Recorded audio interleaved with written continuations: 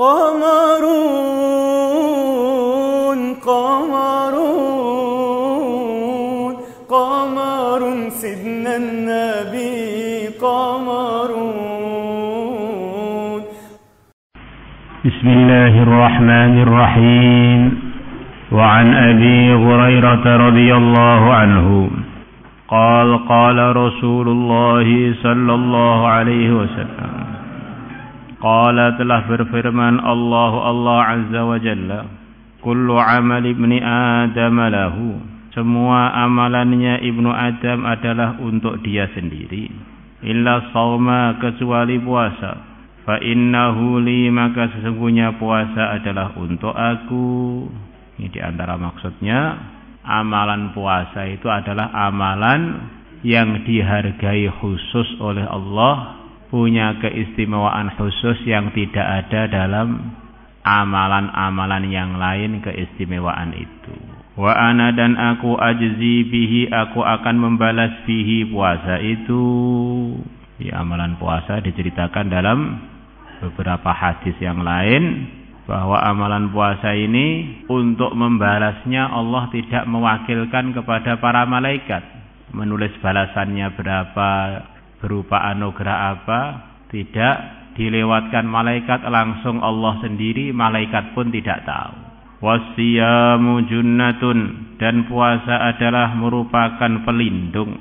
Junnah ini diantara maksudnya, kalau orang itu mengerjakan puasa akan terlindungi seperti orang yang membawa pelindung, terlindungi dari macam-macam bahaya, diantaranya adalah mudah meninggalkan maksiat. Karena dalam puasa itu adalah satu latihan yang tidak ada dalam amalan yang lain. Latihan mengekang nafsu yang tidak ada dalam amalan-amalan selain puasa. Nafsu suka makan, suka minum, maka dalam puasa makanan minuman sudah siap, tetapi waktu puasanya belum selesai, orang puasa menahan diri, menahan keinginannya. Maka di dalam diri manusia ada namanya nafsu, yang mana dari nafsu itu menggerakkan syahwat, keinginan-keinginan ke arah kemaksiatan yang terutama kaitannya dengan kemaksiatan farji. Maka arahan Rasulullah SAW untuk orang-orang yang khawatir tidak bisa menahan kemaksiatan yang kaitan dengan farji, yang katanya para ulama, kalau orang itu datang nafsunya yang kaitan dengan farji, otaknya bisa hilang 2/3-nya. Zahaba thulutsa aqlihi. Padahal otaknya manusia ini selain para anbiya sudah enggak sempurna. Nah, kalau hilang 2/3, yang tersisa berapa? Mungkin enggak tersisa apa-apa, jadi ngawur. Maka Nabi memberikan arahan, wa man lam yastati', siapa yang tidak mampu menunaikan haknya nikah, menafkahi dan sehat dan sebagainya, fa'alaihi bisawm, maka supaya terus-terusan puasa. Di alaihi bisawm itu diantara artinya bukan hanya sekedar puasa, di puasa yang sampai nafsunya loyo. Fa inna lahu fihi wijaun, maka sesungguhnya bagi dia di dalam mengerjakan puasa itu ada pengekangan dari nafsu yang kaitan dengan farji. Ini as-shaumu junnah. Maka begitu Allah perintahkan kewajiban puasa, maka Allah mengakhiri perintahnya, la'allakum tattaqun, kalian akan menjadi orang takwa kalau ngerjakan Ramadan sesuai dengan perintah. Ini diantara barokahnya puasa Ramadan yang sedang kita jalani, kalau ditunaikan hak-haknya, akhirnya mendidik orang yang puasa untuk bertahan, tahan, tegar dan tabah untuk mengamalkan perintah-perintah agama dan menjauhi larangan-larangannya. Begitu ada orang melanggar sumpahnya, tobatnya suruh apa ini? Ngelanggar sumpah biar enggak ngelanggar-langgar lagi, suruh puasa 3 hari di antara tobatnya. Ada orang ngelanggar waktu Ramadan, siang-siang kumpul dengan istrinya, di antara tobatnya apa? Biar kapok, suruh 2 bulan berturut-turut puasa tanpa putus. Orang membunuh orang, di antara taubatnya apa? Puasa tobat 2 bulan turut-turut biar tidak terulang lagi pelanggaran yang seperti itu. Ringkasnya as-shaumu junnah itu di dalamnya ada macam-macam tarbiyah. Maka kalau kita ingin terlindungi dari macam-macam kemaksiatan dan keburukan, di antara terapinya adalah puasa. Maka puasa itu termasuk salah satu rukun Islam, salah satu pokoknya pembuktian penyerahan program kita kepada agama Islam, puasa. Maka kalau orang ingin Islamnya sempurna, ya sempurnakan puasanya juga. Fardu dikerjakan, dilengkapi puasa-puasa sunnah sebagaimana yang dicontohkan Nabi, yang diriwayatkan oleh para sahabat. Diriwayatkan Nabi puasa Senin Kemis, diriwayatkan juga Nabi puasa Ayyamul Bid, hari-hari putih. Diriwayatkan juga Nabi muji-muji puasa Daud. Diriwayatkan juga Nabi setiap bulan puasa sunnah 3 hari. Diriwayatkan juga kalau Sya'ban beliau puasa begitu banyak, lebih dari itu semua. Jadi di antara Nabi nyontoi umat adalah memperbanyak puasa sunnah di samping puasa fardu Ramadan seperti sekarang ini. Sebagaimana yang ditiru oleh para sahabat, urusan wanya sholat. Para sahabat begitu mementingkan sholat fardu. Rata-rata sahabat sholat sunnah kurang lebih sebagian ulama mengatakan 1000-an rakaat. Yang paling sedikit 300-an rakaat. Di samping nyontohkan fardu, nyontohkan pelengkapnya yaitu sunnah-sunnahnya. Fa'idha kana yaumu shaumi ahadikum, maka ketika ada hari puasanya salah satu dari kalian, biar puasa ini sebagai junnah pelindung menyebabkan orang takwa, di antara arahannya untuk menyempurnakan puasa, fala yarfus, maka jangan omong jorok. Rafas itu omongan-omongan yang mengarah ke arah farji wa ma haulahu, yang arah menyebabkan orang itu teringat kepada pelanggaran-pelanggaran, terutama yang kaitan dengan pelanggaran kemaluan, itu namanya rafas. Wala yashab, dan jangan dia teriak-teriak. Orang suka teriak-teriak tanpa sebab yang darurat itu menunjukkan memang perilakunya kurang baik. Wak wak wak wak wak wak. Nah, kurang baik. Ini termasuk mengurangi mutu puasa. Bahkan di luar puasa pun namanya teriak-teriak itu bukan sifat yang terpuji. Maka diceritakan di antara sifatnya Nabi yang terpuji, laisa sahaba, Nabi bukanlah orang yang suka teriak-teriak. Maka termasuk perilaku yang perlu kita jauhi adalah sebentar-bentar teriak, sebentar-bentar mulutnya itu tidak terkontrol, asal dibuka aja. Masyaallah. Itu mengurangi mutu akhlak, apalagi waktu puasa. Wa idza sabbahu ahadun, kalau ada seseorang mencaci dia, au qatalahu, atau mengajak bertengkar dia, falyaqul, maka supaya dia mengatakan inni shaimun, sesungguhnya aku adalah orang yang puasa. Ini di antara arahan Nabi kalau orang sedang dalam amalan puasa kok diajak melakukan perkara yang bisa menyebabkan puasanya merosot, pahalanya merosot mutunya, supaya dia bilang pada orang yang ngajak tengkar itu, tentu saja yang ngajak tengkar ini arahnya ya kepada orang-orang yang sama Islamnya, yang paham mengenai makna puasa. Saya sedang puasa, nggak pantas tengkar, nggak pantas caci mencaci. Ini shaim. Supaya yang ngajak tengkar juga sadar ini orang ini sedang dalam kebaikan, saya jangan ganggu dia.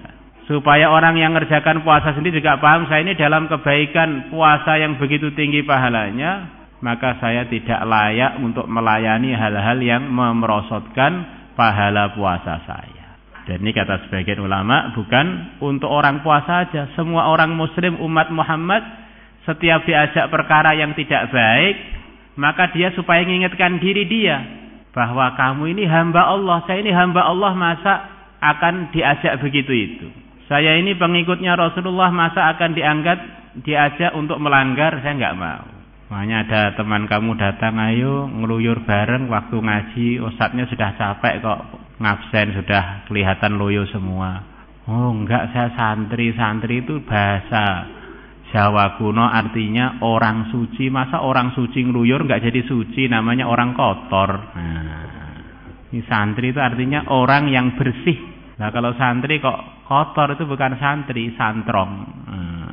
Salah nama itu.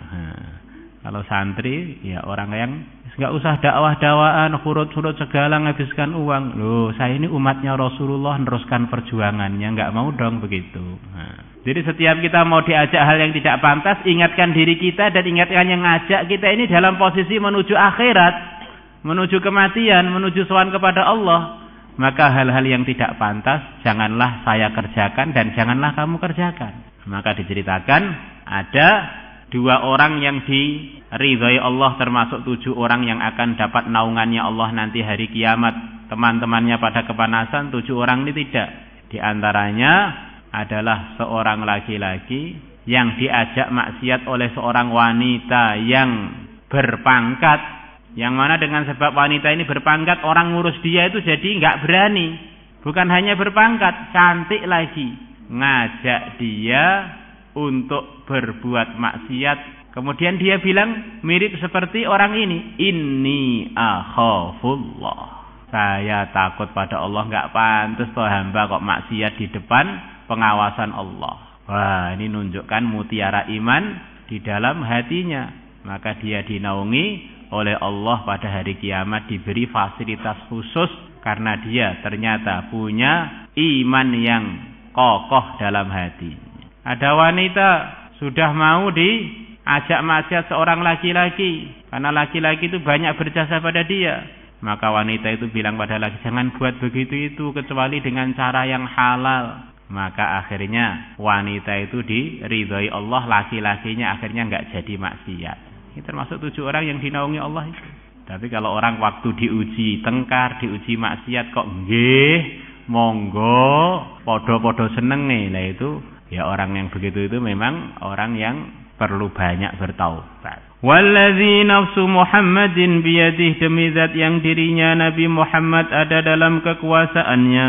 La khulufu famis shaim, sungguh berubah baunya mulutnya orang yang puasa. Orang yang puasa ini dia ngerjakan puasanya karena Allah, karena dia lapar, akhirnya perutnya kosong, mulutnya jadi baunya enggak enak.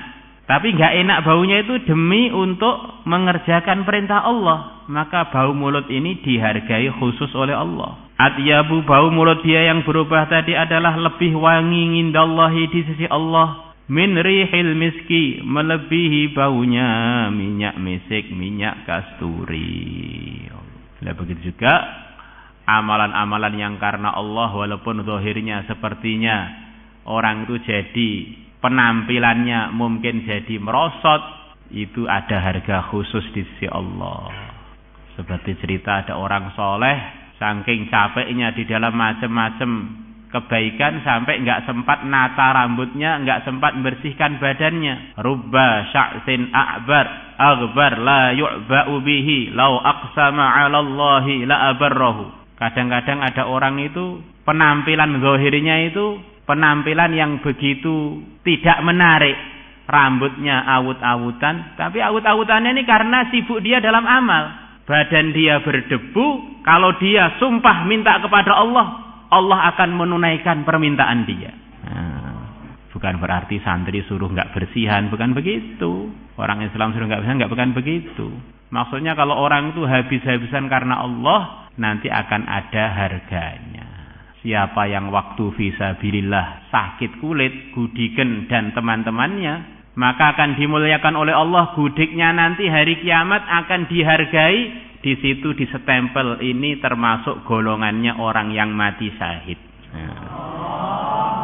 Bukan nyuruh santri suruh gudikan, bukan. Kalau gudikan cepat diobati itu jangan cengeng. Ini nanti akan jadi setempel ini. Kalau kukulan Pak, gimana? Kukulan itu kebanyakan makan gorengan gitu. Wallahu a'lam.